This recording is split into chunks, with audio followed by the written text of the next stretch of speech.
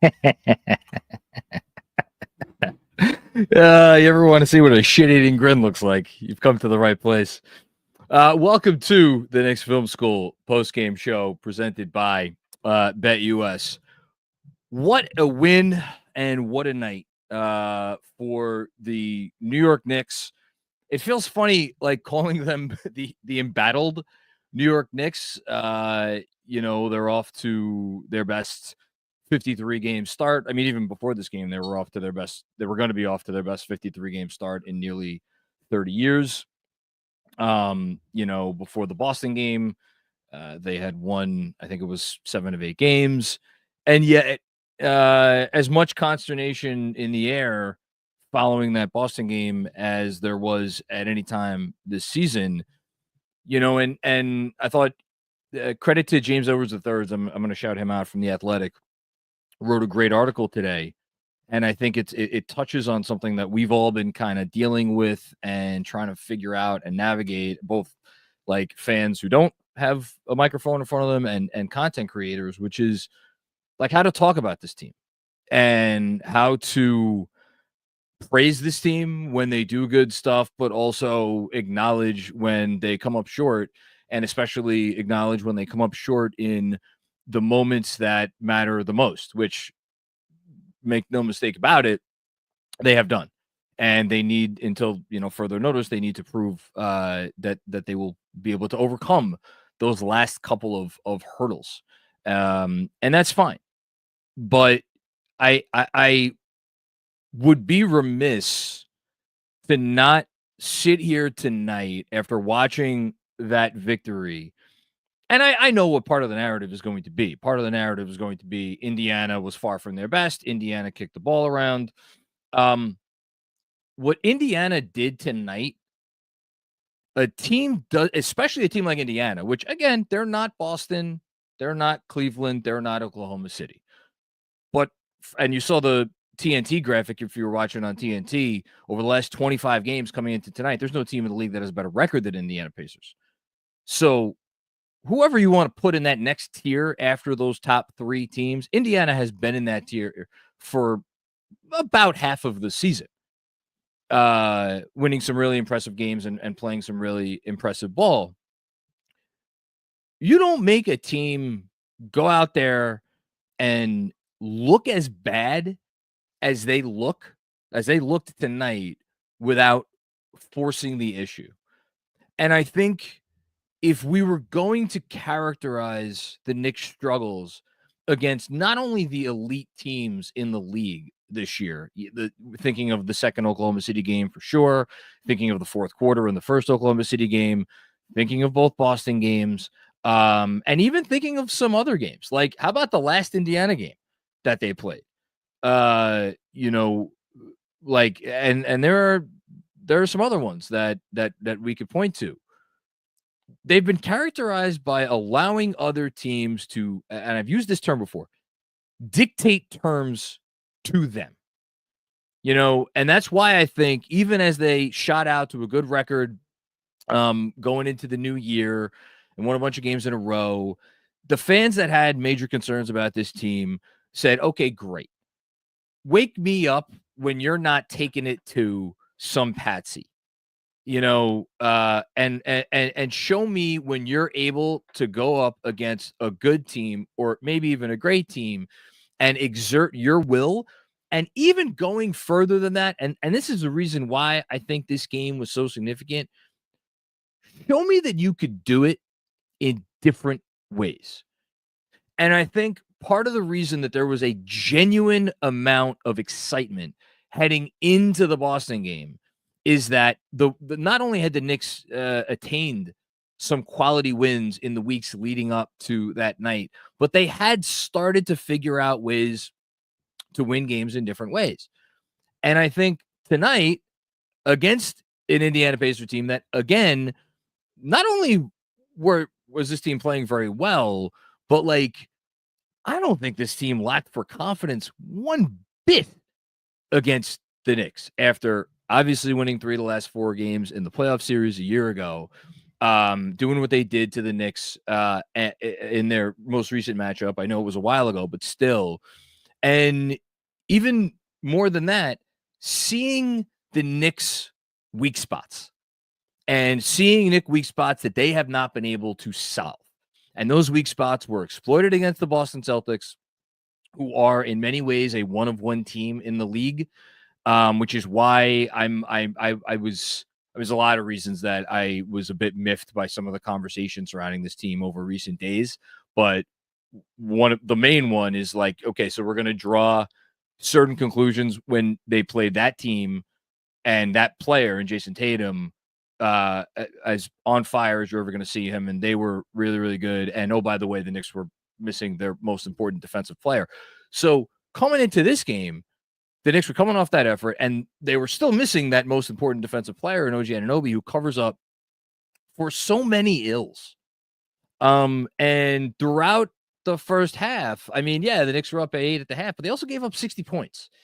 And they gave up 60 points at the half to a team that was not shooting particularly well from deep. So the signs were there that they had not really fixed what ailed them. And more concerning than that is the fact that their best player was sitting there with I don't know how many points Jalen Brunson had at the half. It was not very many. And he was struggling. Here, I'll pull it up right now. At halftime, Jalen Brunson had 6 points. So not exactly his best effort on 3 of 10 shooting. Well, you figured if they were going to figure out a way to win this game, especially the way the defense looked in the first half, they were going to have to get a special second half effort from Jalen Brunson. And what did Jalen Brunson do in the second half? He made 1 field goal, scored 2 points, and played a couple of, like, frankly, inconsequential minutes because the game was already over by that point. This was not, for really one of the very, very few times for this team, not only this season, but going back since the day Jalen Brunson arrived, a Jalen, there have been some games where it's like, Jalen, we've come this far, take us from here. There, you could really count the number of significant wins against teams, good teams that have been playing well, where they've figured out ways to win that really did not involve Jalen Brunson at all. You could count those games probably on one hand. Since not only this season, since Jalen Brunson arrived here with the Knicks. Tonight was as impressive as any of them. And we're going to talk about some individual player performances, obviously, because there are no shortage of ones to talk about. And even though there were a couple of players that put up some spectacular stat lines, I thought this was a team win.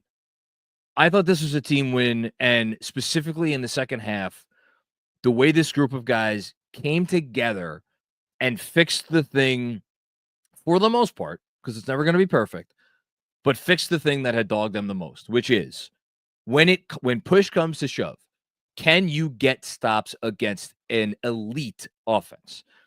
I understand they did not have Miles Turner tonight, the Indiana Pacers, but the guy that they had filling in for him, Thomas Bryant, did a pretty serviceable job in Turner's absence. And certainly Bryant's presence instead of Miles Turner impacted the game on the other end of the floor. Knicks did put up 128 points. Again, we're talking about a team. I'll go back to it. Reasons I'm a little miffed by the sky is completely falling. This Indiana team has not been a bad defensive team this year, especially as they've gone on this nice little stretch here over the last month and a half to 2 months. I understand Bryant was out. To put up 128 points when you're all-star, you're MVP candidate, and he's kind of, well, although now maybe Towns has moved back ahead of him, but he had moved ahead of Towns coming into tonight. Puts up 8 points on 11 shots, and you put up 128 points on that team's home floor when you hit 10 threes on the night. You took 27 threes, you had 10. So it's not like you were lighting it up from outside and getting lucky that way. That's goddamn impressive. But that's not the main story of this game. No, the main story of this game was you came together on the defensive end, and you did it with some unheralded players.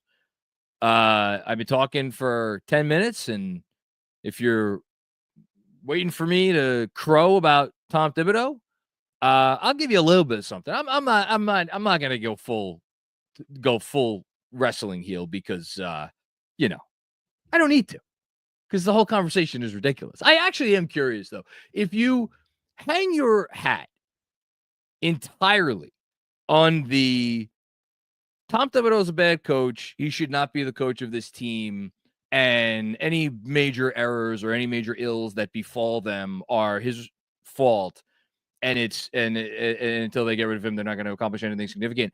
What do you have to do when that narrative goes down the shitter and you look like an absolute ass clown? Should you be made to wear some sort of a dunce cap and take a picture, like a selfie? That's what the kids call it, a selfie, and post it on social media? I mean, if I was one of these people who nobody pays attention to anything they say anyway, I would probably do that because it might actually attract attention to me. But what do I know? Tibbs went with a lineup in the second half that had it going in a way that, like, hey, what do you know?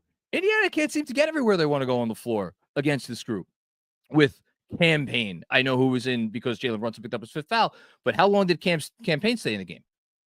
And Landry Shamet, let's give some praise to Landry Shamet. Thank you for showing up, Landry Shamet. And obviously Deuce McBride, who is going to be not getting the headlines of this game because Kat and Josh Hart are going to get those.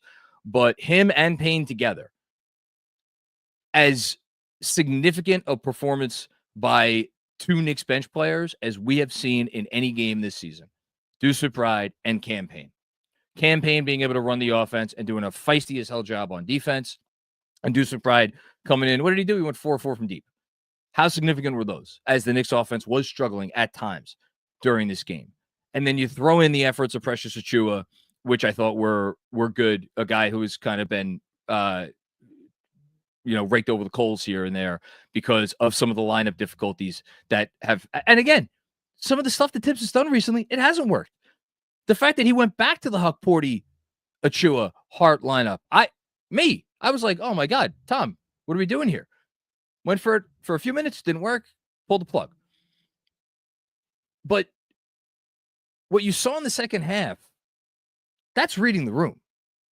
And that's trusting your, people always talk about how because he goes to his starter so often and he plays his starter so many minutes, how are the other guys gonna really, the end of bench players, how are they going to respond to that? Are they going to be able to be as engaged as some of these coaches that play, 10, 11, and 12 deep? Hey, Rick Carlisle plays his guys a whole lot of minutes.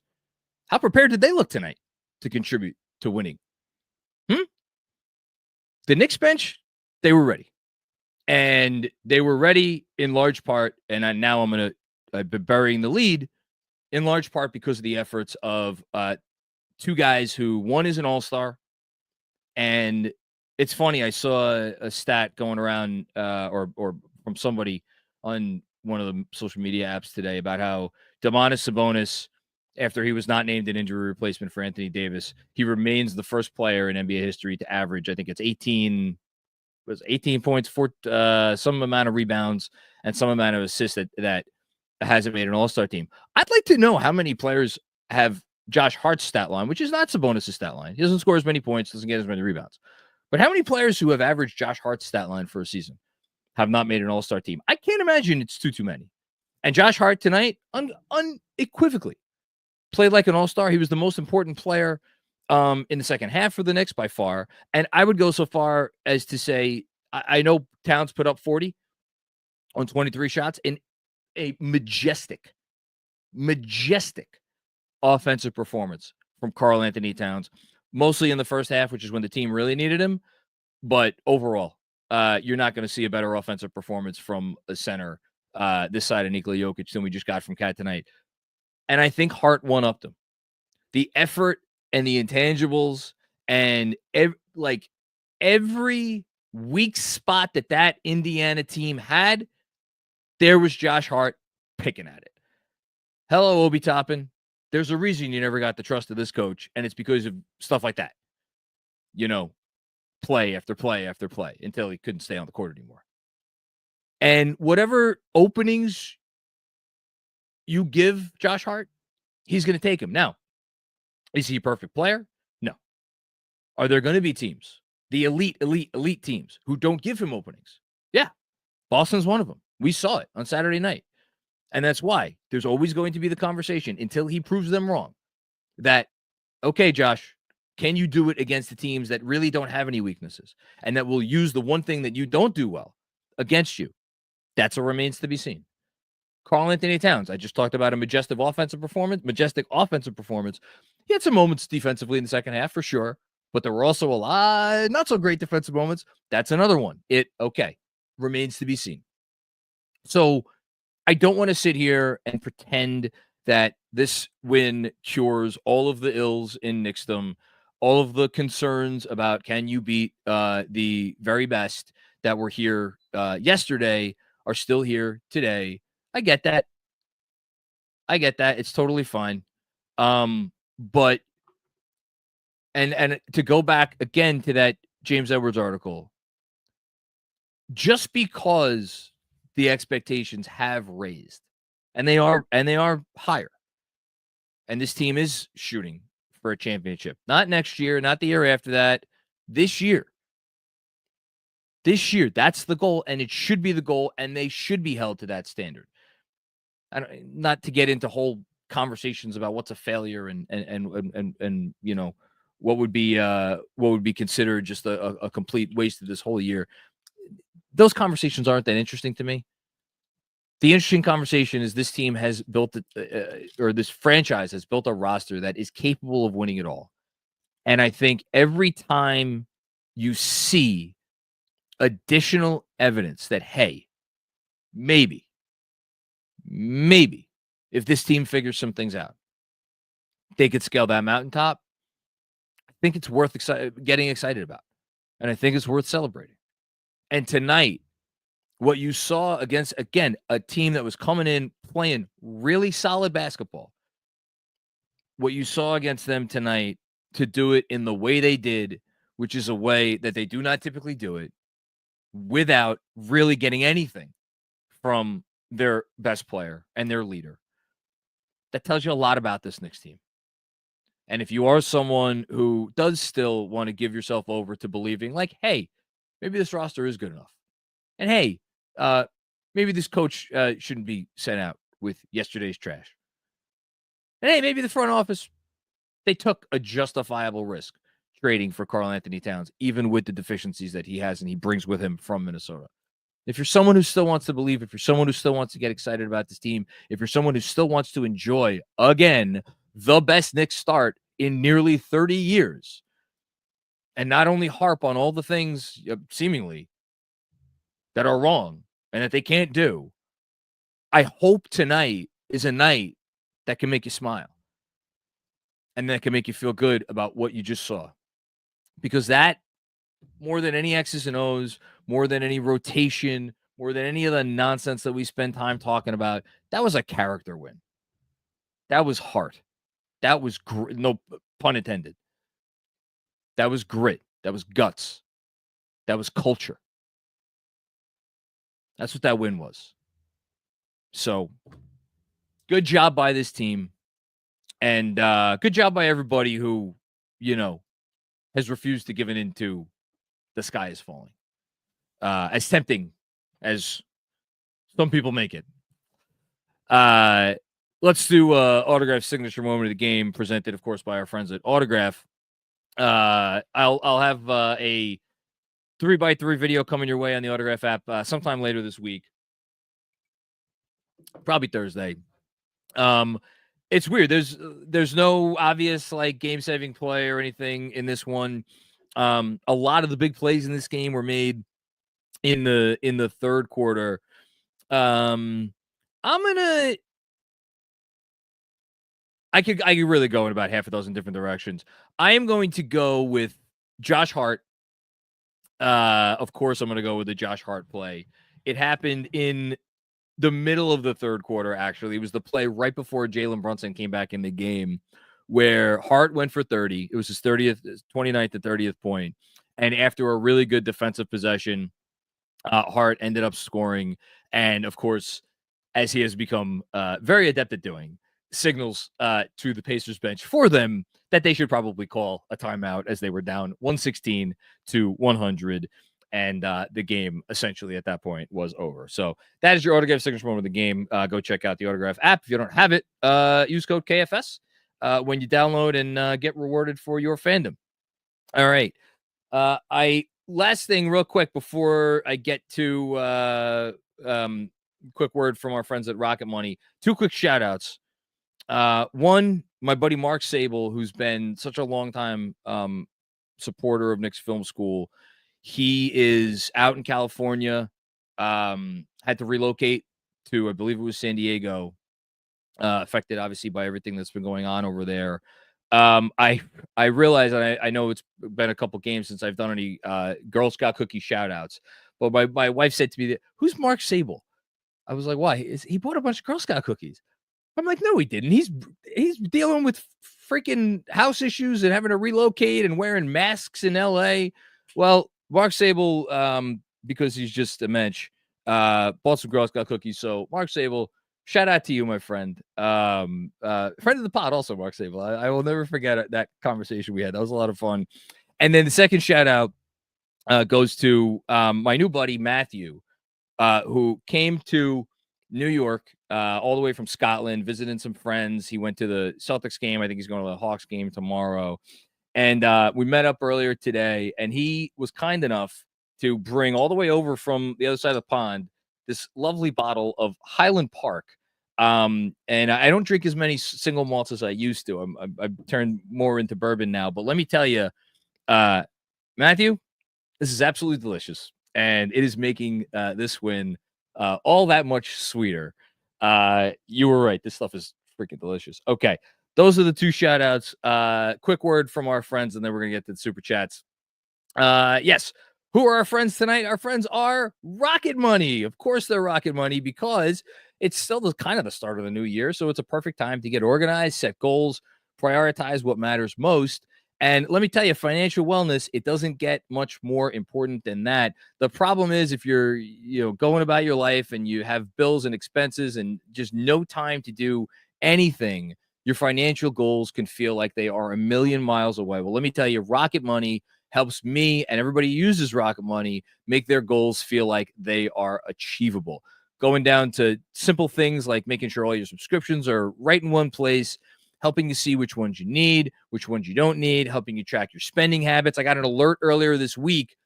True story. I got an alert earlier this week from Rocket Money saying they detected some weird charge of it was almost like $200.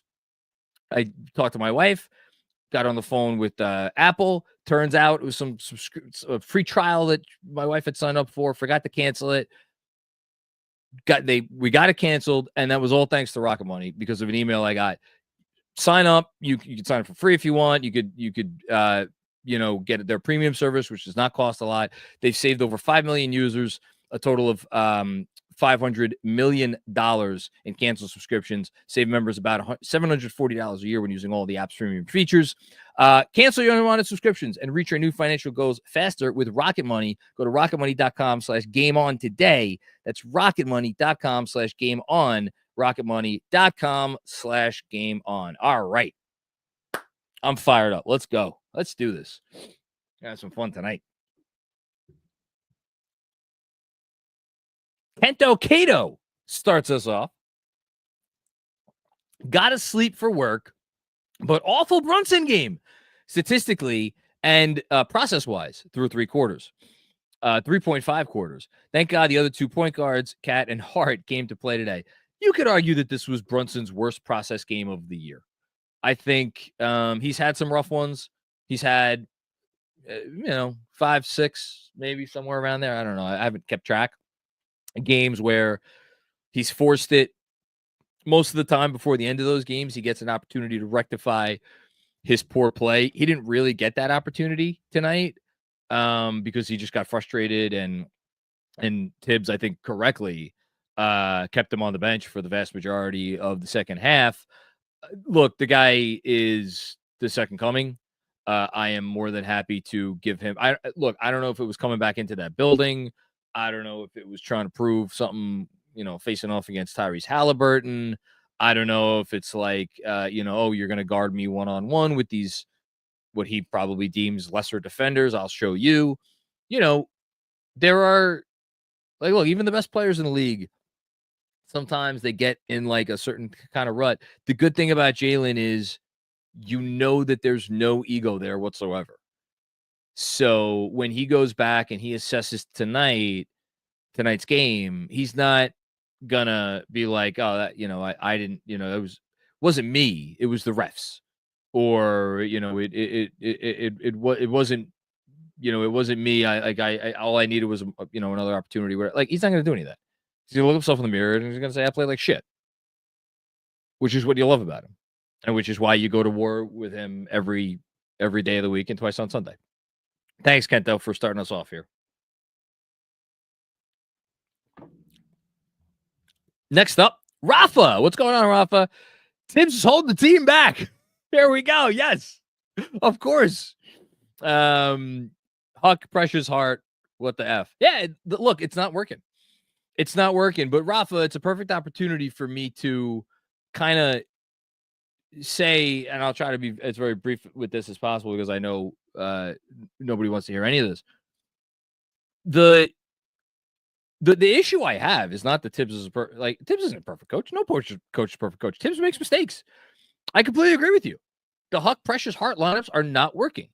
And from my vantage point, sitting here, and from a lot of people a lot smarter than me, their vantage points, sitting and watching the games, you see this lineup out there and be like, come on, man. Clearly, it's like the negatives are outweighing the positives. The issue that I have with your approach here and with the approach of other people out there is twofold. One, it's incredibly easy for us sitting here watching the games to be Monday morning quarterbacks, and it's hindsight 2020. Now, this is one of the more egregious examples because it's three guys who are not shooting, who are not shooting threats. And it's just very, very hard to score that way in the NBA.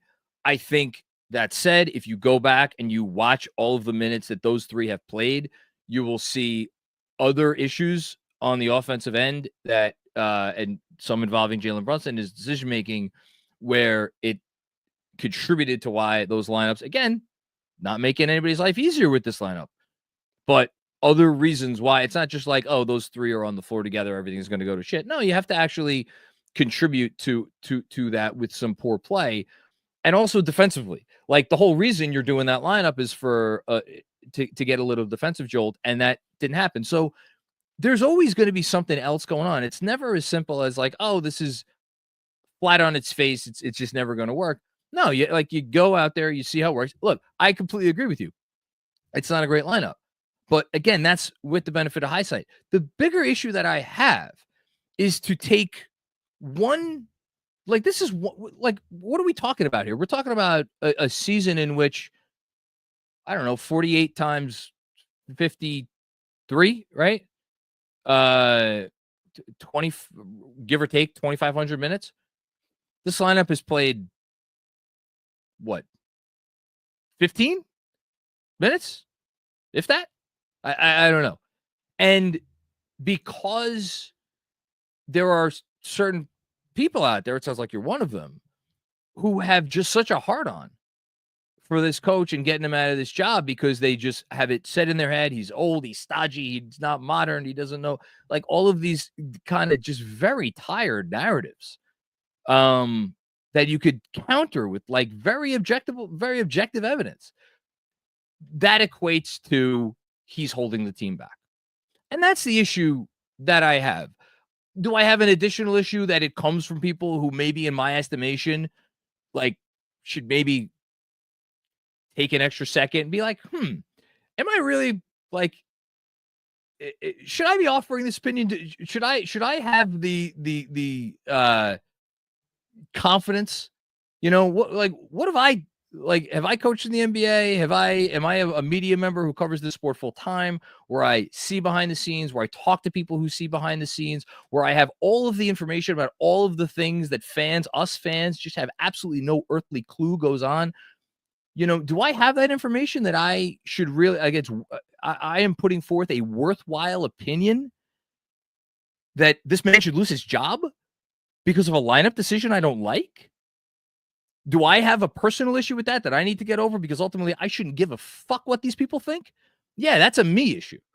And I need to figure out why that stuff gets under my skin. Like, you're saying something against my children, and that's my own cross to bear. But I do feel compelled when I watch a game like this, which you could argue the coach with his decision-making helped win that game, to be like, hey, let's at least keep it a buck. And let's not focus on the things that we don't like and use that as a reason to say, oh, I know for sure that this coach he's not the coach, holding him back, versus, hey, maybe look at, and I'm not, and I love how I said, I'm not going to talk too long about it. Fuck it. It's my show. Who gives a shit? And I'm not even talking about the whole other aspect, which has always been the reason why people who actually do know their ass from their elbow say, if you want to win basketball games, you hire Tom Thibodeau as your coach, because you're going to have the best prepared team in the league. You're going to have an impeccable culture, unless Jimmy Butler blows it up. And we know now enough to know that wasn't a Tibbs issue. That was a Jimmy Butler issue.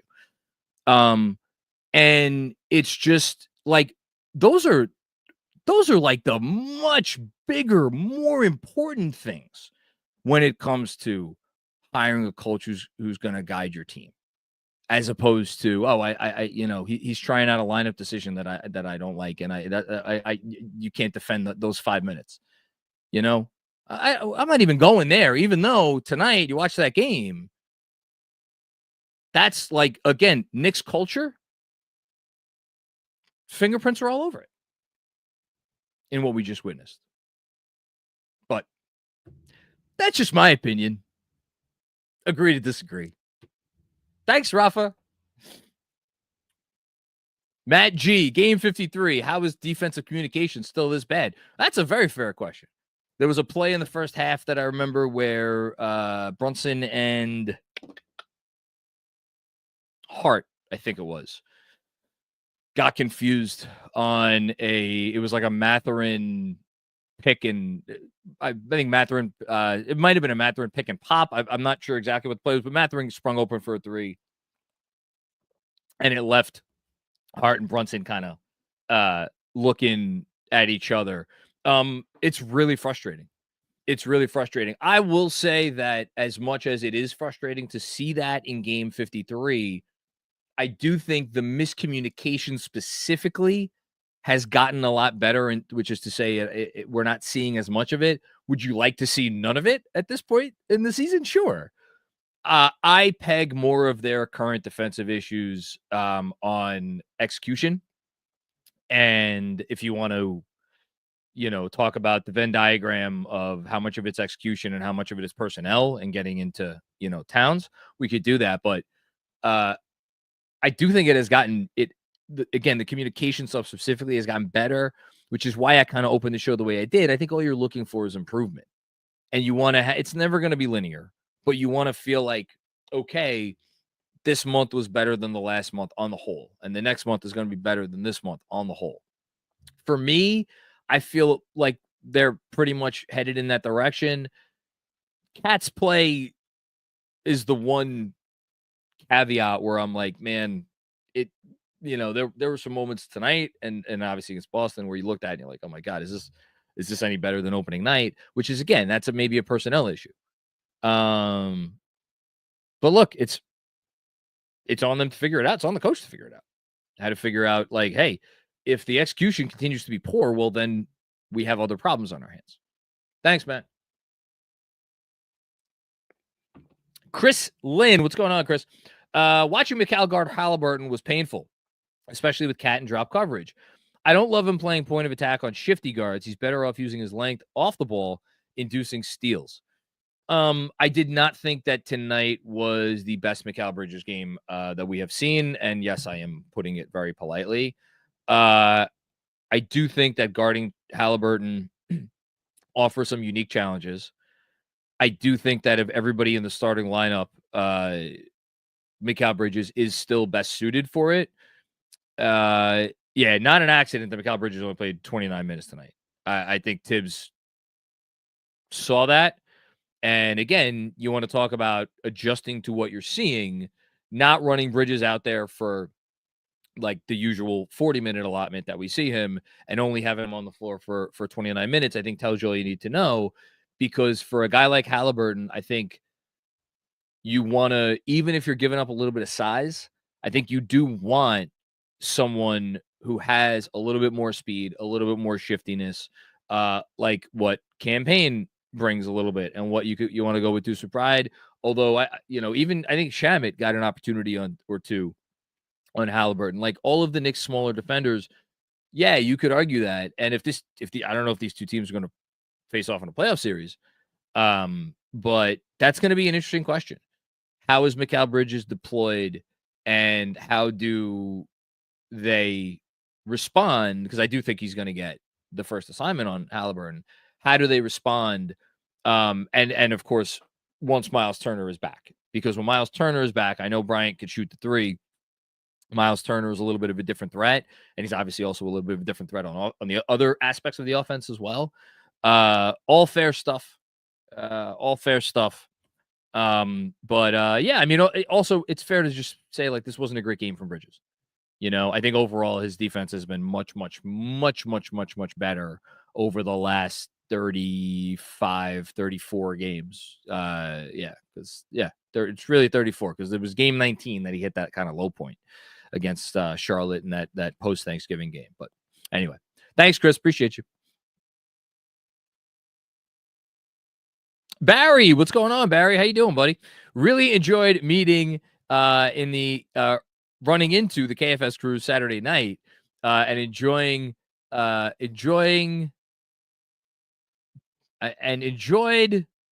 something, the play in this game tonight. Oh yeah, maybe tonight. The play in this game a whole lot more. Yes, Barry, it was great meeting you too. I was really happy to see you and your buddy at the bar. You got there nice and early. Certainly don't blame you for leaving early, but it was good meeting you. Hopefully we get you back for another watch party. I'm not going to be at the next one. So if you think maybe I'm the cursed one, you should definitely go to the next watch party, which is going to be February 21st against the Cavs. Yeah, this was a much better game.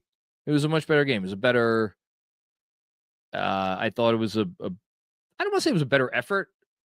But I don't think they responded to adversity well at all against Boston, other than the beginning of the third quarter. I thought tonight, like, here's the thing, for as much as the Pacers, yeah, they kicked the ball around and it got ugly here and there. I thought the Pacers kept coming. They kept putting pressure on the Knicks. They every time the Knicks would get a bucket or two buckets, when the Pacers cut it to, I think it was down to 4 at some point, maybe late third quarter. But yeah, pretty sure they cut it to 4. I was looking at that and oh man, this is reminding me of the last game when the Knicks, I believe, had an 8-point lead in the third quarter and they ended up getting their doors blown off. That didn't happen tonight. They responded to the adversity well and they defended a little bit. So that's great. Thanks, Barry. And Rich, what's going on, Ant? How you doing, man? What are some realistic options for the Knicks on the buyout market? Clyde's suit tonight was his best of the season. I actually didn't even see a picture of Clyde's suit. Mark's on the ones and twos tonight. I don't know if you want to find something from the interwebs and put a link so I could take a look at it and respond. Appreciate the generosity, by the way, Ant. Realistic options for the Knicks. Well, one went off the market today in Alex Len. I don't know that the Knicks were ever going to really be in the running for him. If I was Alex Len and I could go play alongside Luka Doncic and be potentially a guy who gets real playing time for the freaking Lakers in LA, I would probably choose that option as well. So I don't blame him. I don't see a candidate on the buyout market that is, for me, a likelier pickup, a likelier addition than TJ Warren. I think if you were placing bets right now, TJ Warren is probably going to be again, I think the smart money is that it's going to be TJ Warren who gets it. Tibbs has praised TJ Warren. Clearly, TJ Warren has had a successful season in Westchester and done very well.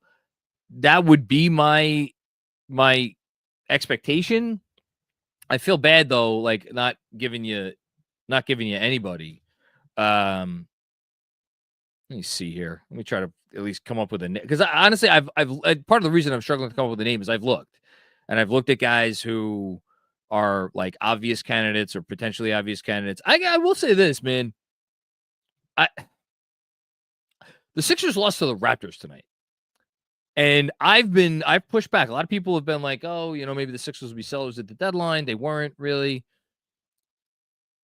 This thing has gone so bad in Philly. I mean, people are paying attention to Phoenix and people are paying attention to Dallas and, Golden State, although Golden State seems to have righted the ship. What has happened in Philly where the team they envisioned with Joel Embiid and Paul George and Tyrese Maxey is losing games to teams that are trying to lose is staggering. So maybe, I mean, I don't know. Does Kyle Lowry get bought out? Does Eric Gordon get bought out? Does Andre Drummond get bought out? I'm not saying I necessarily want any of these guys, but those are just like some names if you want to, just again, talking about names. I would be remiss if I did not say the name of Taj Gibson, although if I was the Hornets, I would want a veteran leader around that group who has not exactly been playing great ball. But like you look around the league, part of the problem is like there's so few teams that are out of it. I mean, I just talking about the Raptors. The Raptors are like, I don't know, they're 5 back of the Bulls. The Bulls lost by 8,000 points tonight, or they were losing by 8,000 points tonight to the Pistons. They're trying to lose games. Sixers can't win. I mean, the Nets are 2.5 games back in 10th. So like other than the Hornets, the Wizards, the Pelicans, and the Jazz, like where are the buyouts coming from? Portland's playing well. I don't think they want to buy out guys. I think it's just a really limited market. And I think that's part of the issue here. I'm looking at like the Jazz's roster right now, and I just like, I don't really see anything. But I guess keep an eye on Philly. You want to maybe keep an eye on Chicago too. I don't even like who would Chicago buy out? Like they didn't trade Vooch. They're not going to buy out Vooch, and the Knicks wouldn't be able to pick him up because he makes too much money anyway. I don't know. What is Javon Carter's contract? Taylor Horton Tucker. Like, are these guys? Because if these guys have additional years, then they're not obviously going to be bought out. Like I don't know. But I think it's going to be TJ Warren, and then Clyde's suit. I'm looking at it right now. Oh my goodness, that's beautiful. That is absolutely beautiful. I love a good purple. For a long time my mom, shout out to my mom because she's probably watching, would always do our living room. My mom's interior designer, I should say. She always did our living rooms in purple. And I kind of caught the bug in our first house. We did our living room in purple. So I have a thing for purple. It was my grandmother's favorite color. That's a great freaking suit. Good job by Clyde. Good job by you. Thanks, Ant. TJ 2K. What's going on, TJ 2K? Great googly moogly. Tibbs got a tech. Yeah. I'll shout out Kyle, my buddy Kyle from the Halftime Zooms. He went and found a tweet from Fred Katz from last year on this exact same date, in which Fred tweeted that, again, on whatever game they played on this date last year, Tibbs got his first tech of the season in that game. So I don't know what it is about. What's today? I should know what today is. February 11th. But whatever it is about February 11th, apparently Tibbs doesn't like it because he likes to get texts on this day. I'm going to look right now and see who did they play last February 11th. Let's see here. Well, they didn't play last February 11th. Is it? No. So then it can't be. It was probably like around the same time. I'll go back and I'll find the tweet. Let's see. Oh, February 13th. Okay, so it was the same game of the season. That's what it was. Same game of the season. or the 12th, I guess. Yeah. So against Houston, was that it? I don't know. Something like that. Well, whatever. Middle of February, Tibbs is an unhappy man. Maybe it's because he doesn't have anybody for Valentine's Day. He gets agitated. It's as good a theory as any. Thanks, TJ. Kevin Danishevsky, what's going on, Kev? How are you? Great to hear from you. This game all but wraps up the 3 seed. I was waiting for someone to bring this up. I'm happy you did. 5.5 up with the tiebreaker. Deuce a plus 26 tonight. He and Cat on the season in 1,000 and more than 1,000 possessions were plus 14.2 coming in. Hashtag start Deuce. So of course Kevin figures out a way to get some kind of a complaint in tonight. Look, part of the thing that's nice about Deuce is he's the closest thing you have to a bench spark plug. You know, right now, if with OG Anunoby out, if you start Deuce, I mean, yeah, you can get a little bit of that from campaign. But the thing that I like about Deuce coming off a bench is it reminds me, and I kind of made this comparison in today's newsletter, which I know you haven't seen yet, Kev, is to Emmanuel Quickley. When Emmanuel Quickley was here, obviously everybody always wanted to start Emmanuel Quickley, get, Emmanuel Quickley a ton of minutes. Sometimes that spark plug aspect of it is really important. And then you could also see, well, what's working, what's not, what do we need to kind of tinker with. Look, Deuce has been great. His on-offs have been great.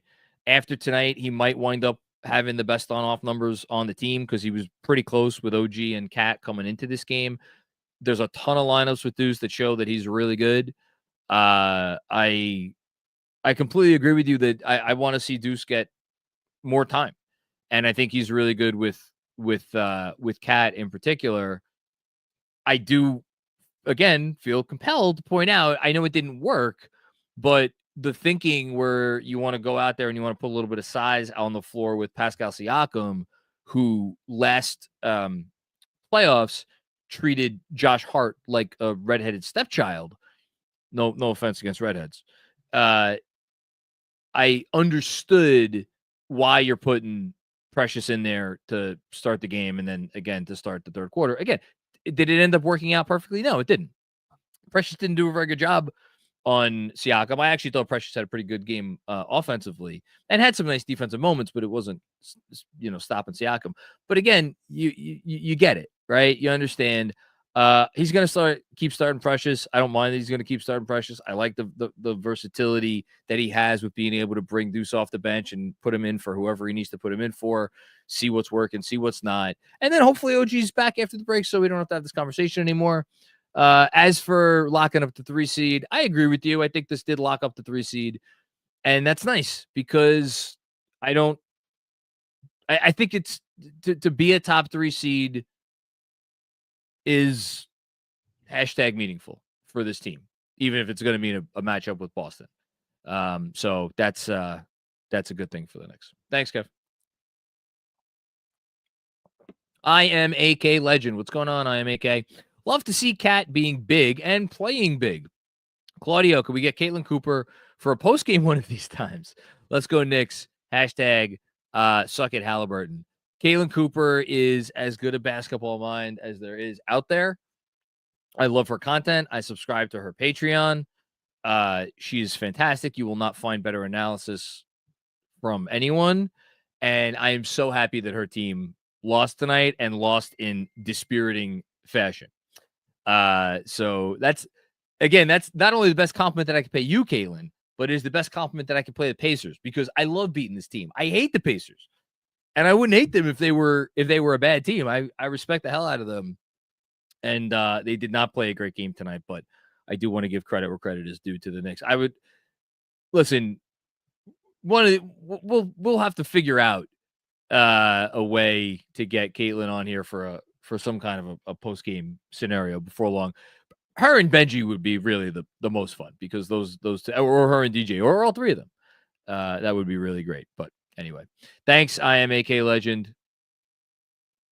Hold on. Busy in the chat is saying he wants me to see this game-ending turnover by Joel Embiid, which I will now watch. I saw it happen, or I didn't see it happen. I saw that it happened. I did not see the play until right now, though. Oh my God. Oh, dear. Oh, my goodness. So he passed up the open three. And what was he trying to do? Go behind the back? Jesus. Hey, mea culpa.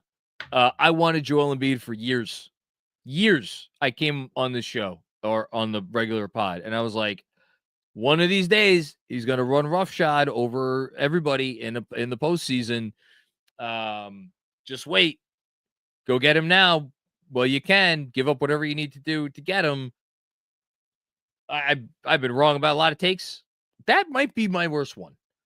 That I wanted Joel Embiid on this basketball team. And I would have given up anything to get him at a certain point in time. Not this past summer.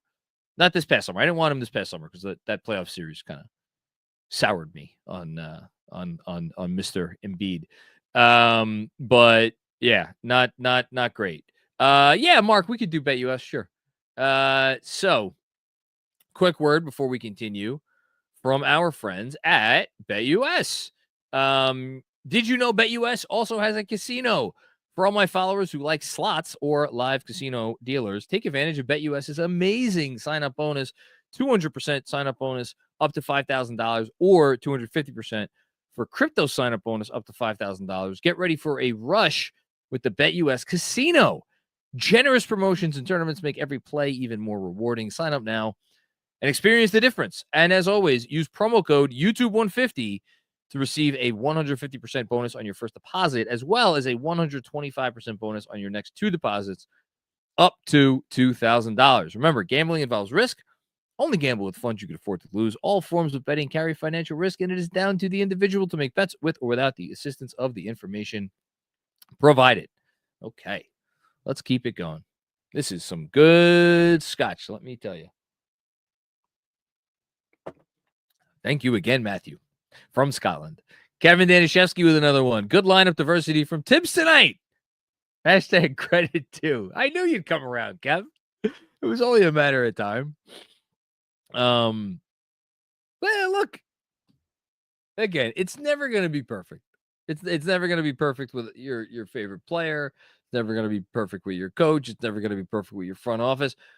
Everybody makes mistakes, and it's okay to call out those mistakes. It's okay to discuss those mistakes. It's vital, in fact, that we as a fan community can openly talk about things that are not working, because that's like dialogue is good.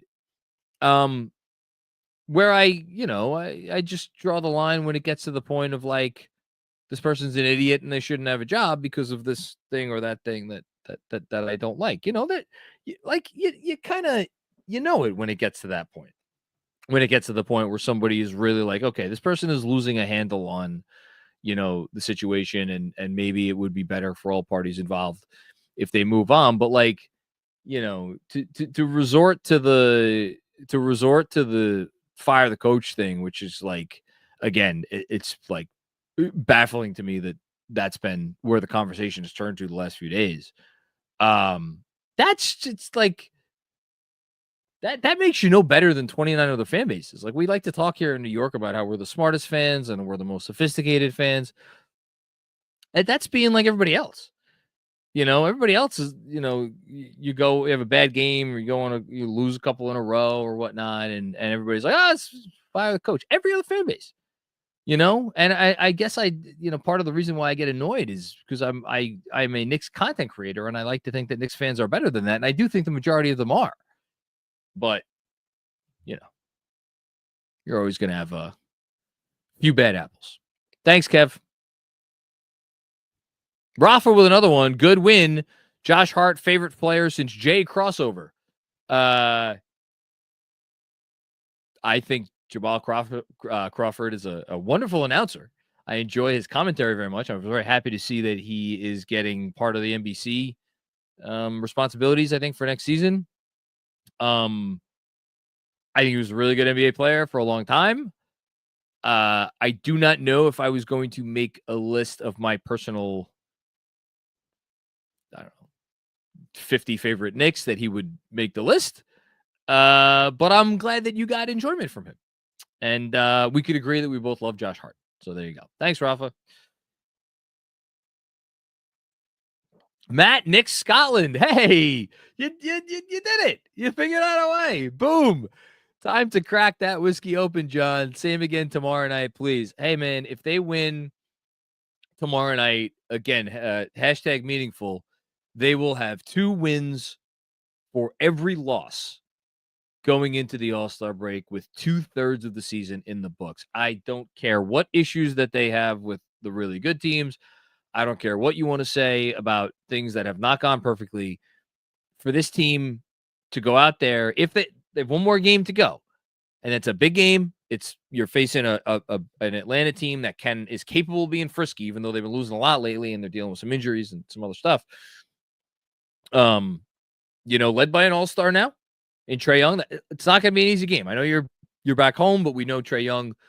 He loves coming to the Garden and the whole thing. So they got to win one more game, but I would be really, really, really impressed with this team if they could go into the All-Star break 36-18. I hope you bring some good tidings to them when you go to the Garden and watch them tomorrow, all the way from Scotland. And we could all have a really fun, relaxing, good vibes, the whole thing week off. Because, I think we deserve it. And, I think the team deserves it. Yeah. Actually, Atlanta, look at this. They've won 3 in a row. I didn't even realize they won 3 in a row. Yeah.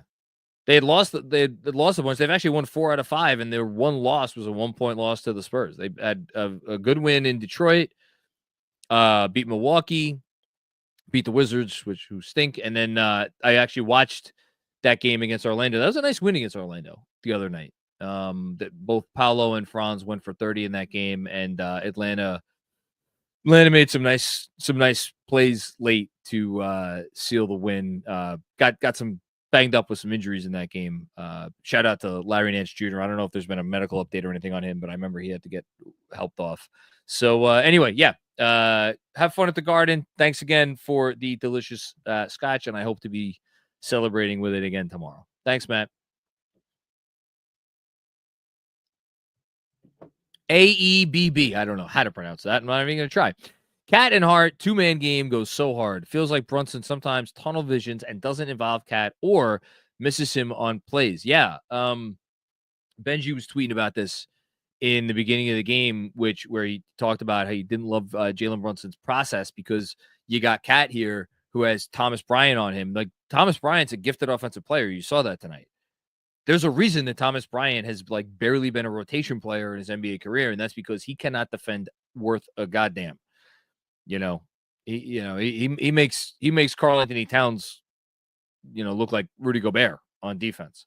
So when you have that matchup, and unlike the Celtics, the Indiana Pacers are not built to switch like crazy and put one of their wings on Karl Anthony Towns. Although they did get, it's funny, I laughed.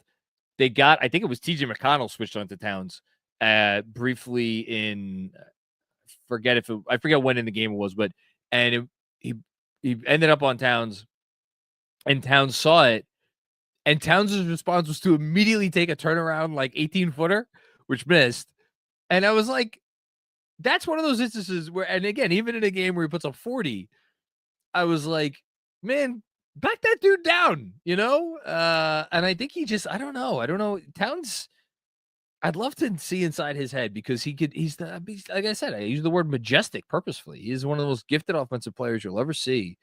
And even in games where he has everything going, he'll do things where it's like, man, it's weird. But he was awesome. Hart was awesome. And yeah, to go back to your Brunson point, he needs to be better, and he will be better for sure. Thanks, Abe. Maybe that's how you pronounce it, Abe. Jason, what's going on, Jason? For the playoffs, for anybody who doesn't know, Jason talked about things he's looking forward to or looking for in anticipation of the playoffs during our halftime Zoom. Shout out to all the Knicks Film School newsletter subscribers. I'm also watching Hart's 3-point attempts, Bridges' creation, and the bench scoring. Hart didn't shoot threes. Bridges' creation was bad. The bench scoring was good. So 1 out of 3. It was interesting because Bridges had, with Brunson struggling and Brunson eventually out, had some opportunities to initiate the offense tonight, and it didn't go great, with one exception, when he hit Hart on that great cut to make it 87-80 in the middle of the third quarter. That was a really nice pass from Mikal Bridges. For all I know, it was his only assist in the game. I'll look it up right now. But yeah, I thought, but to be fair, Jason, it doesn't necessarily have to be Bridges creating.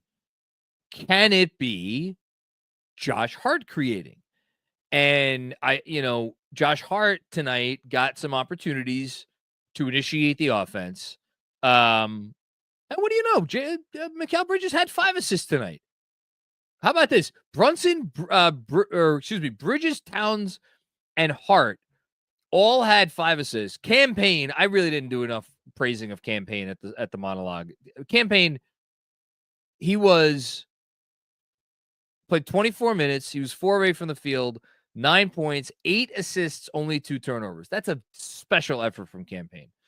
But yeah, Bridges, Towns, Hart all had 5 assists. Brunson had 7 assists, actually. The Knicks as a team had 37 assists. When did that happen? My goodness, I saw they were 29 early in the third quarter. They got up to 37. Good job by them. Again, bad job by me that I didn't call that out at the top. So anyway, back to your point. Bridges creation bad, Hart creation good. And I think, you could argue that Hart's creation is going to come every bit as in handy in the playoffs as Bridges for those, moments where you're not relying on Brunson to initiate the offense. The Hart 3-point shooting, look, it's all confidence with him. And right now he's just not shooting it confidently from deep. Would it help if he started shooting it confidently? Yeah. But that's one of those things that I don't like. Even if he was shooting, a dozen threes a game right now, I don't like, it goes through ebbs and flows. And so if anything, you want to say, like, I'd rather him save it for the playoffs. He'll come. I trust Josh Hart. He'll come back around. But it's necessary. It's necessary. Teams have to fear him from out there. And right now they don't. Thanks, Jason. Appreciate you as always. Armand, what's going on, Armand? I'm just happy that dude could tweet again with JH30. I have no idea. I'm happy that dude could tweet again. With Josh Hart's third. Okay. I don't know who is Josh Hart. Is Josh Hart was the one he was not allowed to tweet? I don't know. I'm not aware of anything that really goes on social media these days. So I can't speak much more to this, but I'm happy you're happy, Armin. Parish Duggar. There we go. Whoever said a team can't win without coaching? Perhaps Dolan threatened Tibbs for once. Let the hot lineup stay on the floor. I can't believe what I just saw. Hey, John, do you believe in miracles? When he left it out there, I felt like a proud papa. But like, I don't know. I'm not saying this rhetorically or facetiously. I'm genuinely asking. Has Tibbs not been good trusting hot lineups, trusting hot groups? He was so bad at it during the 21-22 season, where he would go back to the starters so often, and the starters were so bad, and that team, I'm convinced, was cursed. And he got such a reputation then, which is why, some of their wins, obviously the Miami one memorably late in the season where he played the kids and the whole thing, stood out. The last 3 years, I feel like he's done a pretty good job when there's a group or a player or a lineup that has it going. I feel like he's done pretty good keeping him out there and letting him roll. don't go by my perception because I'm obviously biased. I'm not trying to hide that, but I think he's done pretty good. I don't know. I'm curious what other people think. But yeah, it was good job tonight by him, and it definitely helped them get the win. So that was good. Thanks, Parrish. Appreciate you as always. Zelzelli, what's going on, Zelzelli? Shout out to Cornbread. They're not a sponsor this week, but sure, shout out to Cornbread. Made the win feel even better. I'm gonna pop a Cornbread after this is over. Cat was a monster. Needed to see that after the last game. Go Knicks. Yeah, I'm sure it made him feel a little bit better too. You know, he's a prideful guy. All these guys are. You can't be an all-star, all-NBA caliber player without being a prideful guy. You know, I think he knows what the deal was in that Boston game. And for him to come out tonight, and again, on a night when his team needed him to come out with that performance. And yeah, Josh Hart got it going in the second half, and the bench got it going in the second half, and Deuce, hit some big threes, obviously, but they weren't going into that half with an 8-point lead without a special, I emphasize special, offensive half from Karl-Anthony Towns. So kudos to him. Great to see. Thanks, Zelzelli. OG team, what's going on, OG? I have to remind myself it's not fair to bash Cat's defense because, one, better defender than Randall, and two, he doesn't have a Mitch or an iHeart to help him. I think that you're being generous here, OG team. The easiest way for me to bash defense, I agree with you. Let me just start by saying that. I agree with you. I bash effort on defense. That's what I bash. If you're not giving effort, if you don't care, and you're not trying, that's the way you're going to get bashed, from me at least. And I don't want to speak ill of anyone who's not here anymore, but we'll just leave it at that. Cat, I don't think he ever doesn't try. But there is a level of engagement. And again, if you want to call it execution, call it execution. That is lacking at times. And I don't mean this as a criticism necessarily, but it is inexplicable at times because you see it when it's better, and it has been better at times. And again, he cares, and he is out there trying, which is why it's inexplicable when there are moments where it's like the hands are down and like the feet aren't moving, and it's like, man, what are you doing, buddy? And so he is a very frustrating player to watch on defense. Now, to your point about he doesn't have an iHeart or a Mitch to help him, that's the $64,000 question, which is, okay, let's say they get Mitch back. And, Mitch spoke to the press today, said some things about, I'm going to show everybody who, I don't know what he said. I don't really care what he said. Just get back on the court. I know part of what he said was about not rushing back, and that was the whole thing, but like, I'll pay attention to Mitch when I see him in uniform playing. That's when I'll pay attention to Mitch. It's going to be interesting whether that makes a difference for Towns. So I'm as curious as anyone, but like, no, I don't. That's why I just he's a poor defender. That's all there is to it, and he just needs to not be this poor. But like, again, I thought there were some possessions in the second half. Like he had a steal on Halliburton, which was great. I thought in the fourth quarter he had a couple nice defensive possessions, nice active defensive possessions. And the other thing about it, and this was what was the most frustrating part, arguably, about the Boston loss, is defensive rebounding is a big part of defense. And his defensive rebounding was atrocious against Boston. Tonight, I think he had, 11 total rebounds? 12 total rebounds, 8 on the defensive glass. Like, I thought his defensive rebounding was pretty good tonight. So, yeah. Thanks, OG team. Kevin Danishevsky with another one. Hot take. Cat is the most talented Knick on offense ever. Jesus Christ.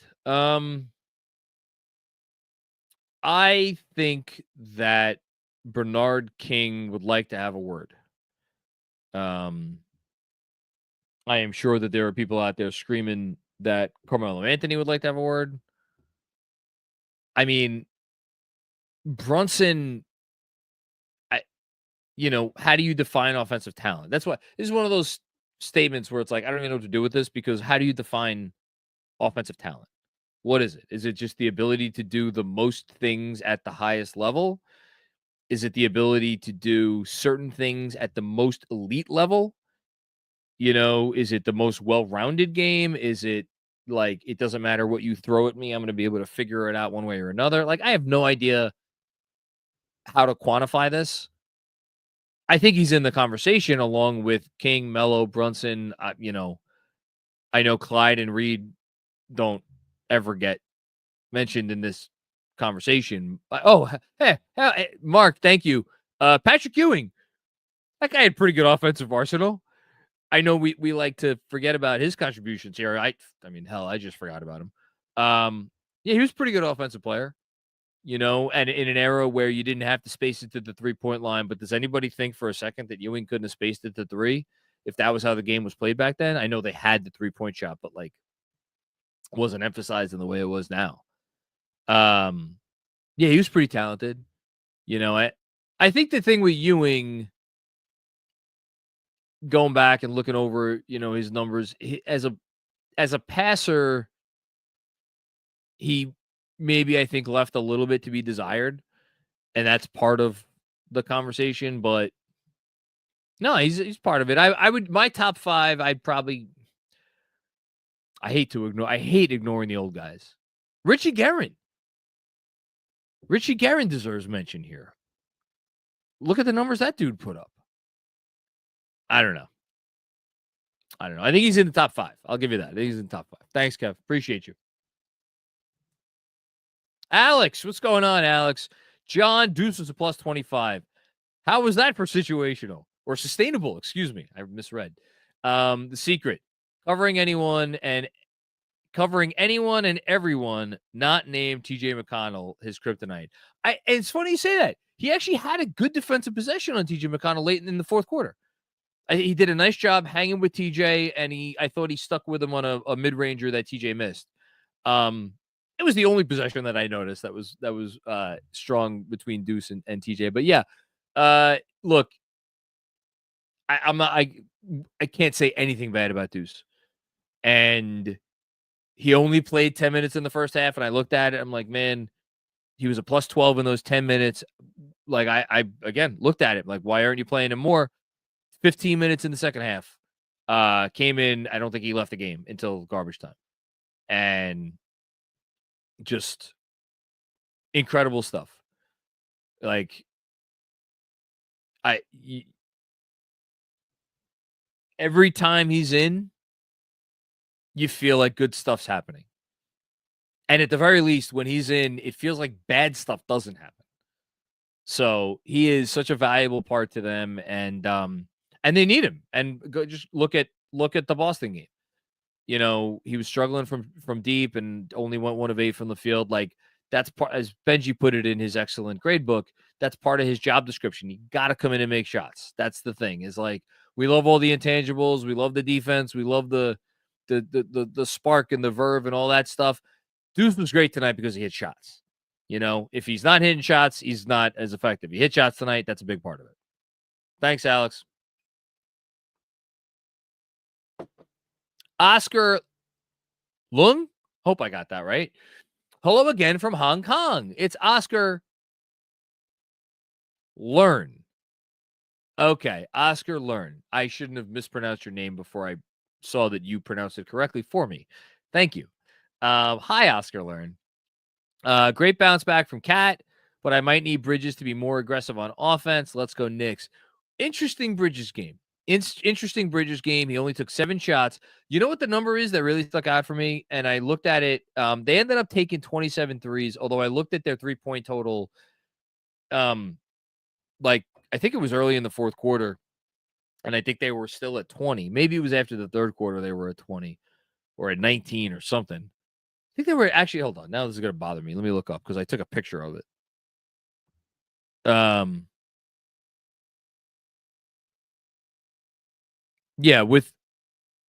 After the third quarter, they had only taken 19 threes. So they took 8 threes in the fourth quarter. I think some of those might have been late with garbage time. And I looked at it and I'm like, because that's like part of Mikal Bridges' job responsibility on this team is you got to take threes.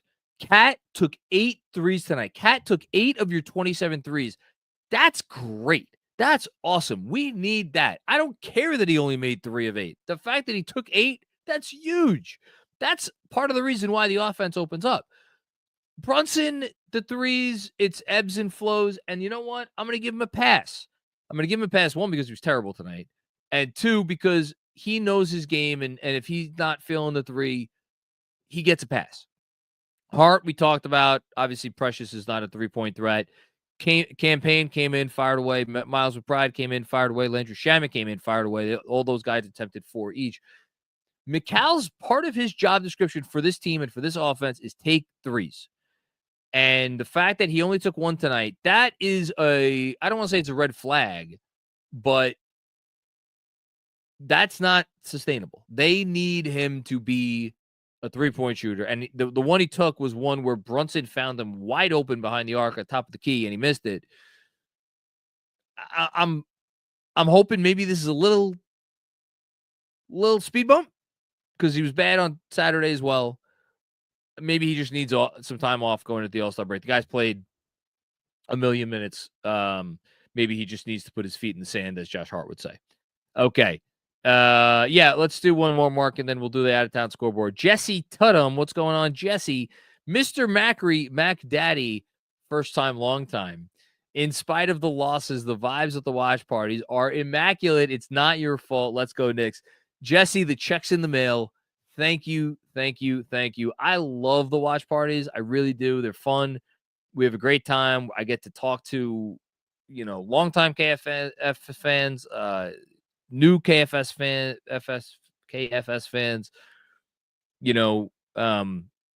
the vibes are good. TV's on, sports everywhere. If you into like all the other stuff that T Squared has. So thanks for saying it's not my fault and for giving me a perfect lead in to our last ad read of the night. It's the Out of Town Scoreboard presented by our friends at T Squared Social, where if you go in not during a Knicks watch party and you tell them KFS sent you, you will get a free draft beer. What's better than that?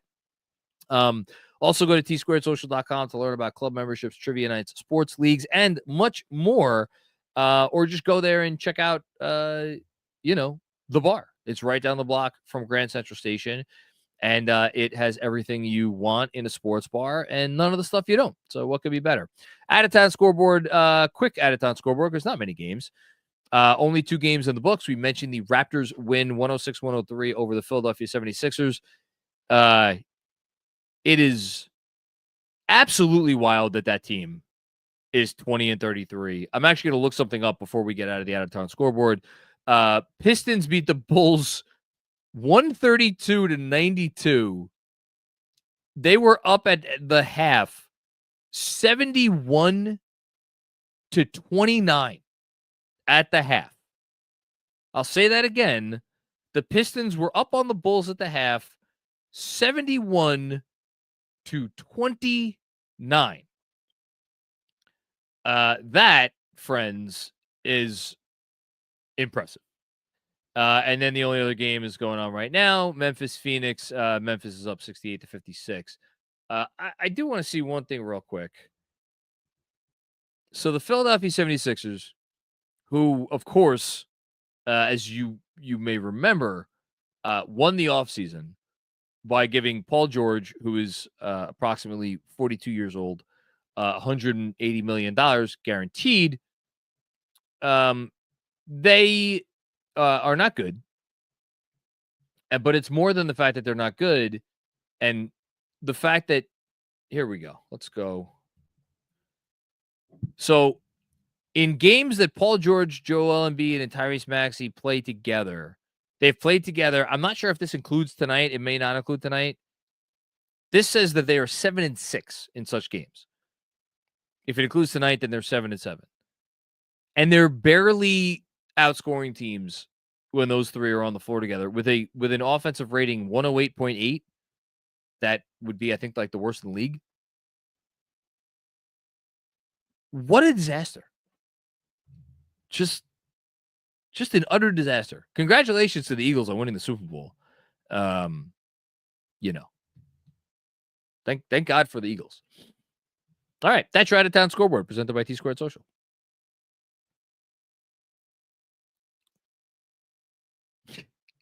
Speaking of the devil, Andrew Claudio, laugh at the Sixers. You could laugh at the Sixers. I'm closer to crying for the Sixers because it's so sad. And my God, I think Yaron. Where's Yaron's book? There's Yaron's book. I think Yaron needs to write a sequel to Tanking to the Top. I think he need or just an extended epilogue. I kind of wanted to write a sequel. I think there's been more than enough that has happened since the end of Tanking to the Top. Andrew's mad at me. Crying for not for the Sixers, but actually, no. What am I saying? I'm not going to cry for the Sixers. Sixers go fuck themselves. Yeah, but I would like to see Yaron write another book. Because how this thing has gone so haywire is just absolutely hysterical. Yeah. Yes, cry for Mitch. That is a better way to go. Cry for Bogey, laugh at and beat. Okay, Andrew, I'm putting you on mute. I'm sorry. I love you. Beloved of Faith. What's going on, Beloved of Faith? Love your energy, Big Mac. Thank you. I appreciate that. I always have it. I was one of those fans who got very down after the Boston game. The team still needs some tweaking, but we can't let that stop us from enjoying the journey. It's my favorite comment of the night. One of my favorite comments of the season. I got down after the Boston game. I got down during the Boston game. They were down by, what were they down by? 13 at the half. It felt like 30. And I notice, I hope I haven't said anything to imply this, but I've tried to be very careful to not disparage and to honor anybody who is taking these losses very hard, because we suffered through 20 years of mostly shit. And then that, we got Leon Rose and we got Tibbs and we got this kind of restart, and kind of came out of nowhere with the We Here season. But with the We Here season, it's like, all right, there's something here. And then We Here, I know they spent a bunch of money on Fournier, but like the season that followed that, and then the first Brunson season and last season, were all defined by a measured approach and acting responsibly and acting as professional organizations act. And in doing so, they largely, up until the OG trade at least, eschewed the big move. And they were like, no, we're gonna I mean, obviously Brunson was a big move, but that was a different kind of thing, right? It was seen as an overpay. So it's like, I know that 4 years isn't a long time, and now they've gone all in. So it's like, if to be like, we waited so long and you've gone all in now, and the thing that you have gone all in for may not, it's not foolproof. It's not 100%. That elicits a genuine feeling of frustration that I not only sympathize with, but I have to catch myself from feeling. And then when you factor in the 20 years that came before it, so I get being down. I guess where I'm coming at it from is, it's just so hard to climb the mountaintop. And all you could do is give yourself a chance. I think it's fair to question at this point whether or not the Knicks have given themselves a true chance yet. Where I'm continue to be optimistic, and why I continue to enjoy the journey is, and I referenced this with Jeremy the other day, and I'll reference it again now because I think it's important. As I'm watching the Phoenix Suns on my TV are down 16 to the Grizzlies at home. This is not the Suns. We are not at endgame. They have not exhausted all of their moves. This is not like, okay, now we're either going to lose in the play-in or not make the play-in, and then have to figure out whether or not we're trading Devin Booker this summer. That's not where we are right now. This is still in many ways year one, even though it's all like year 5. It's kind of year one, and they have a runway. They have moves to make if they need to. They have more time to experiment and figure out what works and figure out what doesn't and make all these adjustments. So again, with all due respect to everybody who is like, there's pressure on the Knicks to make the Eastern Conference Finals this year. They must do that. They must show improvement. Like, again, I'm trying to honor all that, but to ignore the way that this thing has been set up is just, for me, I don't want to call it irresponsible, but I just don't know why. If you're a fan, I don't know why you would want to do that, because then you're putting all this pressure on this season when it doesn't have to be there, So that's where I'm coming at it from, which is why I have this season's been a blast for me. This is a great freaking win tonight, and we have how many now? 35 wins on the year. I don't know. I think that's pretty good. I've enjoyed them. Yeah, 35. Thanks, beloved of faith. Appreciate you. Don't bother me. I'm busy. Indeed, you are busy. Do you think Jalen Brunson knew Cat was having a good game? Didn't seem like it. Felt like Cat might have slapped JB dog or something. Have a way with words, busy. P.S. The chat wants, who do you love more, the Knicks or Tibbs? F the coach. Hashtag F the coach. Hashtag fire Tibbs. Let me answer the first part, and then I'll answer the second part. I would have been interesting. It would have been interesting for me to see how Brunson navigated the rest of the second half had he stayed in the game. Early on, I thought he was forcing it, but Cat wasn't having that crazy good game yet. It's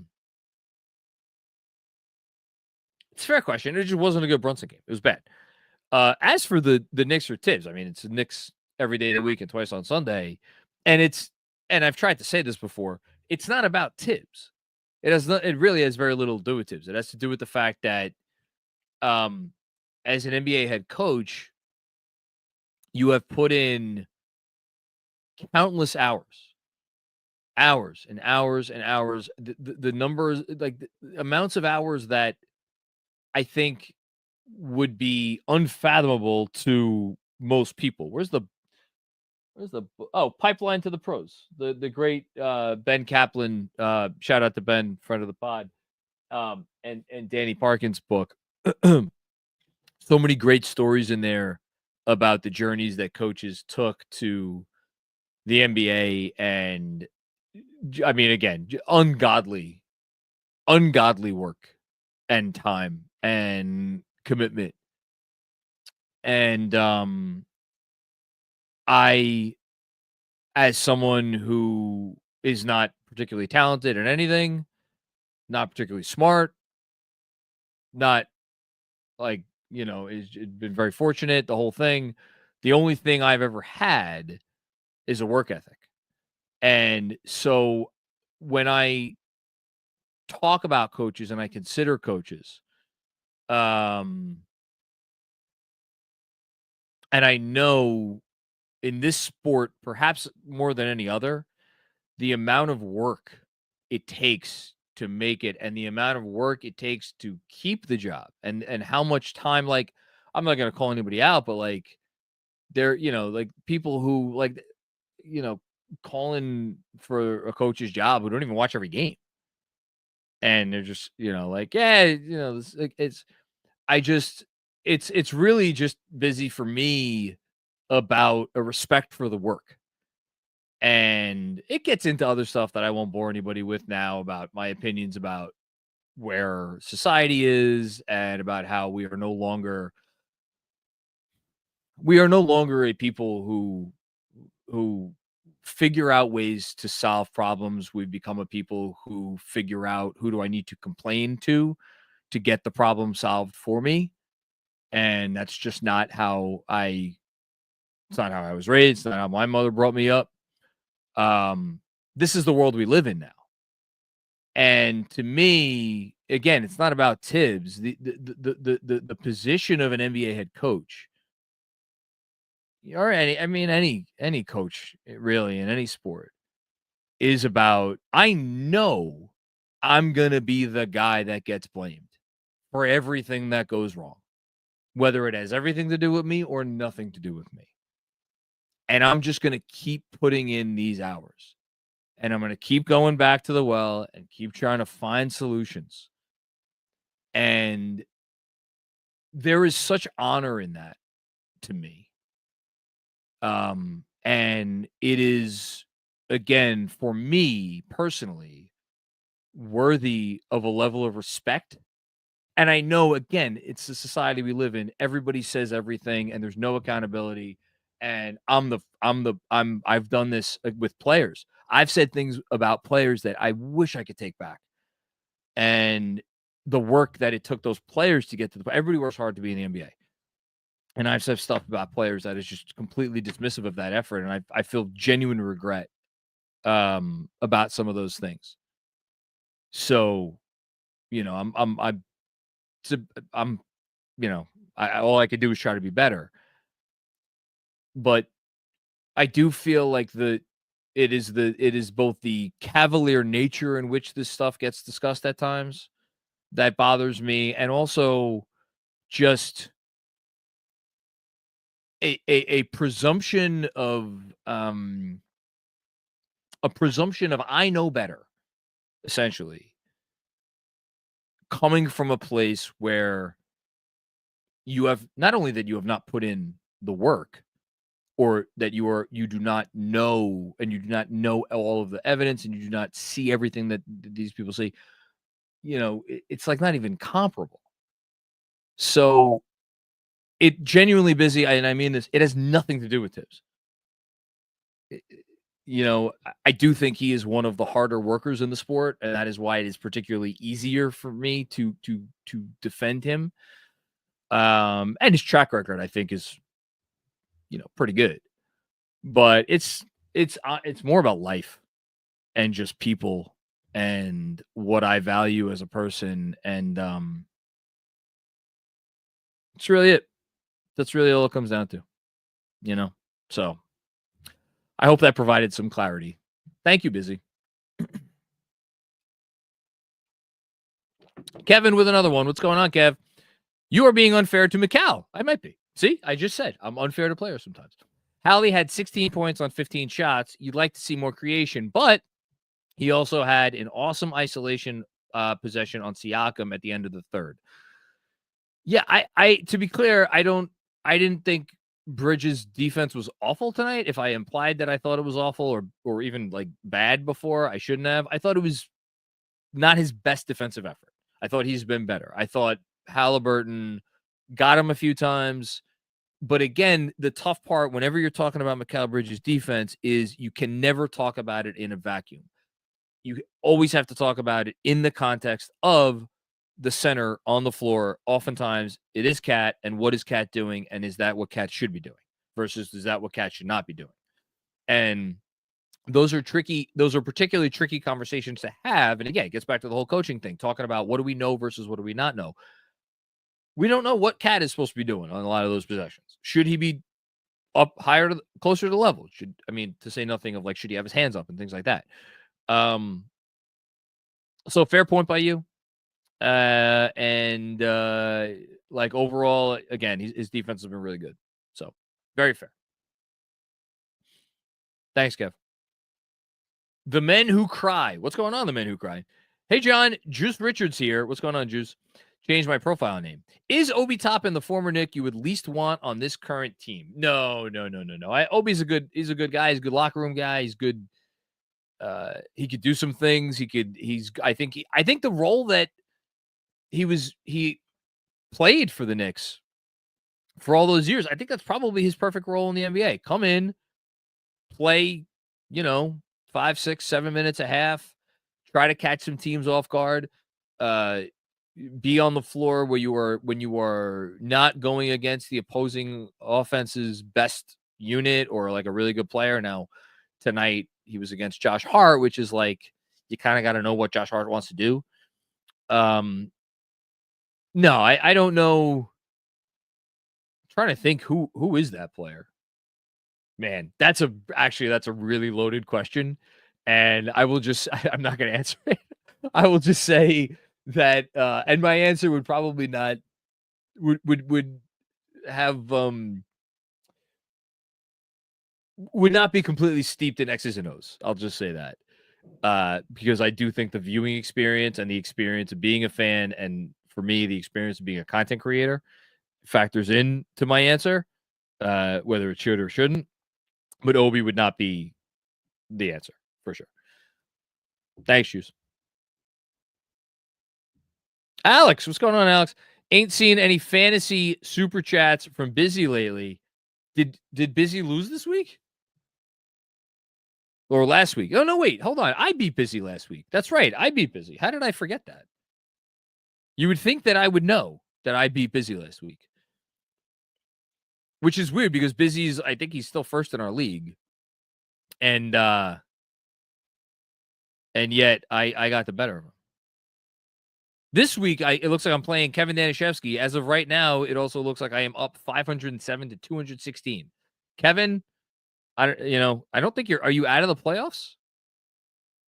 Let's see if Kevin's completely out of it. Oh, Kevin has been eliminated from the playoffs, which is probably why he's not paying attention. Kevin, set your lineups, man. Give me something to think about this week. Thanks, Alex. REC Broom. What's going on, REC? This is the last super chat, so we're going to close it out on this one. Solid team win. Pacers are down. Hawks, hopefully tomorrow.